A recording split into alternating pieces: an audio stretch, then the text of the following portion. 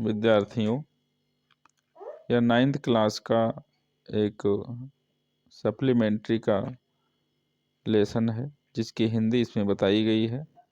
The accidental tourist summary इन हिंदी। शुरुआत में लेखक का ये दावा है कि वह वास्तविक दुनिया में रहने के लिए बहुत अच्छा नहीं है। वह कहता है कि उसे सबसे सरल चीज़ें करना मुश्किल लगता है, यानी सबसे आसान काम करना उसे बहुत कठिन लगता है, जो दूसरे लोग आसानी से उसे कर लेते हैं। उदाहरण के लिए, जब भी वह किसी होटल में रुकता है तो उसे कई बार होटल के डेस्क पर जाकर यह याद रखना पड़ता है कि उसका कमरा नंबर क्या है। वह सिनेमा हॉल में बहुत सारी मुश्किलों का पता लगाता है। उसका दावा है कि वह आसानी से भ्रमित है। लेखक ईस्टर के दौरान हुई अपनी अंतिम पारिवारिक यात्रा की कहानी सुनाता है। वह एक सप्ताह के लिए बोस्टन से इंग्लैंड के लिए उड़ान भर रहे थे। बोस्टन से इंग्लैंड एरोप्लेन से जा रहे थे। बोस्टन में लोगान हवाई अड्डे पर लेखक को याद आया कि उसने ब्रिटिश एयरवेज के अक्सर उड़ने वाले कार्यक्रम में दाखिला लिया था और वह कार्ड उस बैग में था जिसे वह अपनी गर्दन के चारों ओर ले जा रहा था। अपनी गर्दन में वो लपेटे हुए था, डाले हुए था। यह उसकी परेशानियों की शुरुआत थी। बैग का जिप यानी चैन वो अटक गई थी।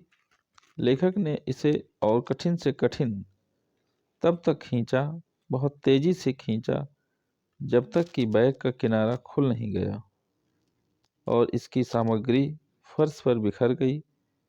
इनमें लगभग 100 पन्नों के दस्तावेज थे। उनका पासपोर्ट था, अंग्रेजी पैसा, फिल्म और पाइप, तम्बाकू का 14 आउंस टिन शामिल था। टिन यानी डिब्बा शामिल था, तम्बाकू का डिब्बा था। वह इस सोच से भयभीत था कि इंग्लैंड में तम्बाकू कितना महंगा होगा। फिर उसने देखा कि उसने जिप पर चैन पर अपनी उंगली काट ली थी। चैन खोलते खोलते उसकी उंगली कट गई और अब उसे काफ़ी खून बह रहा था। सामान्य रूप से रक्तस्राव के साथ असहज होने के कारण उसे लगा कि हिस्टीरिकल होना उचित है, क्योंकि यह उनका रक्त था जो बह रहा था। वह कहता है कि यहाँ तक कि उसके बाल इतने भ्रमित और असहाय हो गए थे कि वह दहशत में चला गया, बहुत ही डिप्रेशन में चला गया था, उदास हो गया था। इस बिंदु पर उसकी पत्नी ने शुद्ध आश्चर्य से उसकी ओर देखा। उन्हें यह विश्वास करना कठिन लगा कि उन्होंने जीवन बनाने के लिए यात्रा की थी। लेखक का कहना है कि जब वह यात्रा करता है तो इस तरह के हादसे अक्सर होते हैं। वह एक हवाई जहाज पर एक घटना को याद करता है जहां वह ठीक समय पर अपने फावड़े को बांधने के लिए झुका था कि सामने बैठे व्यक्ति ने अपनी सीट को फिर से दबाया था। लेखक दुर्घटना की स्थिति में फंस गया था और केवल पैर के पंजे में खुद को मुक्त करने में कामयाब रहा। यात्री उसके पास बैठा वह कहता है जो यात्री उसके पास बैठा था वो कहता है कि एक अन्य उड़ान में उसने अपने बगल में बैठी एक महिला की गोद में एक शीतल पेय गिराया। शीतल पेय पीने वाली चीज कोई गिरा दी। जब फ्लाइट अटेंडेंट ने उसे दूसरा जब फ्लाइट के सहायक ने उसे दूसरा ड्रिंक सौंपा तो उसने उसे महिला पर भी थूक दिया। वह कहता है कि उसे अभी भी समझ नहीं आया कि यह कैसे हुआ। उसे याद है कि उसके हाथ ने नियंत्रण से बाहर काम किया था। उसके हाथों पर नियंत्रण नहीं रह गया था। 1950 के दशक की एक डरावनी फिल्म में एक सस्ते पीआरडीपी की तरह था। लेखक तब अपनी यात्रा के सबसे खराब अनुभव बताता है। एक उड़ान में लेखक महत्वपूर्ण विचारों को लिख रहा था और ऐसा करते समय वह अनुपस्थित मन से अपनी कलम के अंत में अपनी कलम जो मुंह में डाले हुई था चूस रहा था। फिर उन्होंने लगभग 20 मिनट तक एक आकर्षक युवती के साथ बात की, जिसके बाद उसने टॉयलेट के लिए अपना रास्ता बनाया। वहां उसने देखा कि उसकी कलम लीक हो गई थी और उसके मुंह, जीभ, दांत और मसूड़े गहरे नीले रंग के हो गए थे और कई दिनों तक ऐसे ही रहेंगे। इंक जो थी वो उसके मुंह में भर गई थी। लेखक कबूल करता है कि पॉलिश और परिष्कृत होना उसका सपना है। सिर्फ एक बार के लिए वह इस पर सब कुछ परेशान किए बिना डिनर टेबल से उठने में सक्षम होना चाहता है। खुद को कार में बैठने के दौरान अपने कोट को ठीक से मोड़ो और दरवाजे को बंद ना करें जबकि आधा बाहर हो,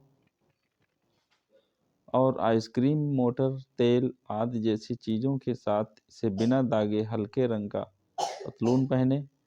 वह कहता है कि अब जब वह अपने परिवार के साथ विमानों पर यात्रा करता है तो उसकी पत्नी बच्चों से भोजन के बक्से से ढक्कन हटाने के लिए कहती हैं और उन्हें चेतावनी देती हैं कि कब वह मांस के टुकड़े काटता है।